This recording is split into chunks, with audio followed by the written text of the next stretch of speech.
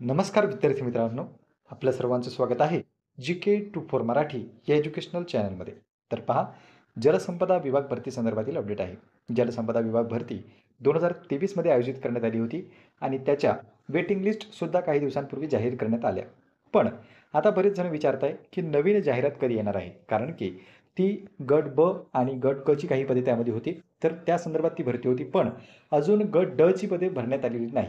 गट ड ची जाहिरात येण्याचीच बाकी आहे आणि आता आणखी काही रिक्त पदांची माहितीसुद्धा समोर आलेली आहे. तर संपूर्ण काय माहिती आहे आपण या व्हिडिओत जाणून घेणार आहोत. त्यापूर्वी तुम्ही जर चॅनलवर पहिल्यांदा आलेले असाल तर चॅनलला सबस्क्राईब करून घ्या, जेणेकरून कोणतीही महत्त्वपूर्ण माहिती असो किंवा अपडेट असो आपल्याकडून मिस होणार नाही.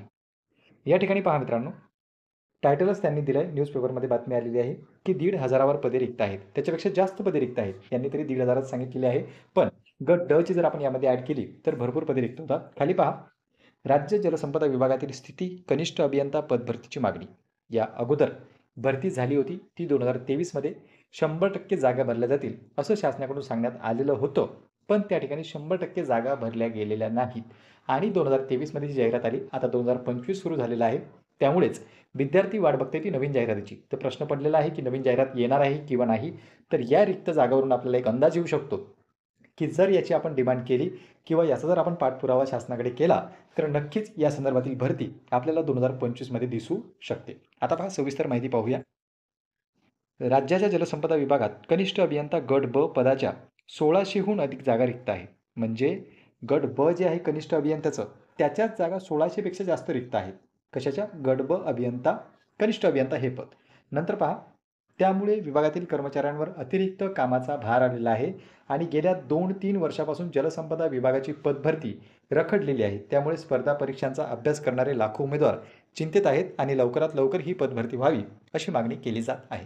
साहजिकच आहे, विद्यार्थ्यांकडून या भरतीची मागणी केली जाते.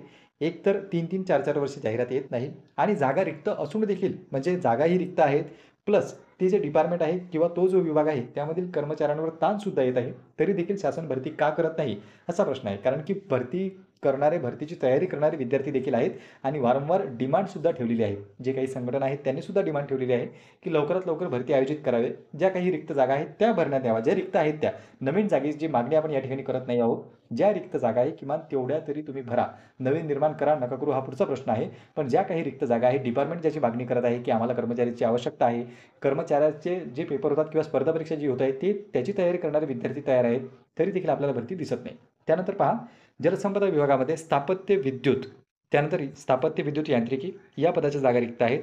त्यासोबतच राज्यात कनिष्ठ अभियंता पदाच्या 1,685 जागा रिक्त आहेत. म्हणजे पहा, 1,685 जागा रिक्त आहेत.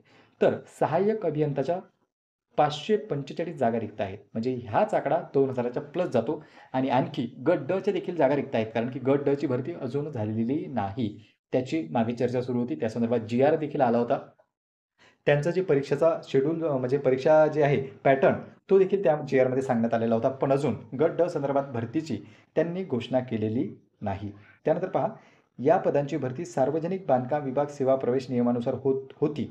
मात्र गेल्या वर्षी कनिष्ठ स्थापत्य या पदासाठी सार्वजनिक बांधकाम विभागाने नवीन सेवा प्रवेश नियम जाहीर केला. त्यानुसार पदविका व पदवीधारक तसेच त्यापेक्षा उच्च शैक्षणिक अर्हता धारण करणाऱ्या अभियंत्यांना परीक्षेसाठी पात्र केले आहे. अशातच कोरोना महामारी, सरळ सेवा पद भरतींमध्ये लागणारा दीर्घ वेळ इत्यादी कारणांमुळे स्पर्धा परीक्षांची तयारी करणारे विद्यार्थी चिंतेत आहेत आणि त्यामुळे जलसंपदा विभागाने तात्काळ जाहिरात प्रसिद्ध करावी अशी मागणी बेरोजगारांसह स्पर्धा परीक्षांची तयारी करणाऱ्या उमेदवारांकडून केली जात आहे. बरेच मागण्या आपण केलेल्या आहे, निवेदनसुद्धा दिलेलं आहे, बऱ्याच जणांनी दिलेलं आहे. त्यामुळे शासनानं याकडे लक्ष देणं आवश्यक आहे आणि एकच आर्टिकल नाही तर 2-3 पत्र, म्हणजे जे न्यूजपेपर आहेत त्यांनी देखील या बातमीला कव्हर केलेलं आहे.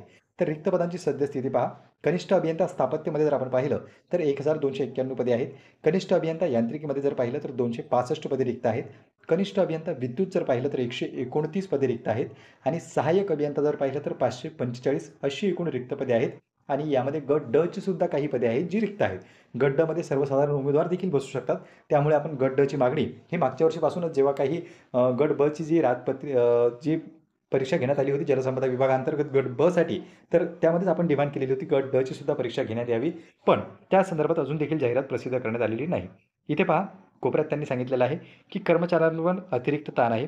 राज्यभरातील कार्यालयांमध्ये अपुरे मनुष्यबळ असल्याने जलसंपदा विभागातील कर्मचाऱ्यांवर कामाचा अतिरिक्त ताण येत आहे आणि अशातच शासनाकडून राबवले जाणारे विविध प्रकल्प आणि योजना पूर्ण करणे अवघड झाले आहे.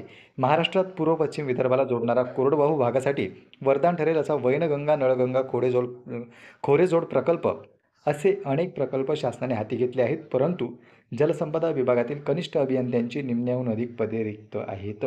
म्हणजे अर्ध्यापेक्षा जास्त पदे रिक्त आहेत आणि आता अशा स्थितीमध्ये कसं काय काम होणार आहे? विभागाला सुद्धा चिंता आहे. विभागाला कर्मचाऱ्यांची आवश्यकता आहे. जे स्पर्धा परीक्षेची तयारी करणारे विद्यार्थी आहेत त्यांना जागेची आवश्यकता आहे. पण सर्वस्वी डिपेंड आहे शासनावर. शासन ज्यावेळेस भरती काढेल आणि भरती काढल्यानंतर जी आहे भरती पारदर्शकपणे घेण्यात येईल, त्यानंतरच तुम्हाला यामध्ये संधी मिळू शकते. तर आगामी काळात 2025 मध्ये कोणती जाहिरात येण्याची शक्यता आहे? तर नक्कीच जलसंपदा विभागाची जाहिरात आपल्याला 2025 मध्ये दिसणार आहे. त्याचा आपण पाठपुरावा करणारच आहोत. याबद्दल तुमचं मत काय आहे? जी सध्या जाहिरात आलेली आहे त्यांना लवकरात लवकर नियुक्ती देण्यात यावी. ते तर सर्व झालेलंच आहे. त्यांचं सिलेक्शन झालेलं आहे. काही वेटिंग लिस्ट लागत आहे. काही उमेदवार गैरहजर राहिलेले त्यांना सुद्धा संधी देण्यात येत आहे.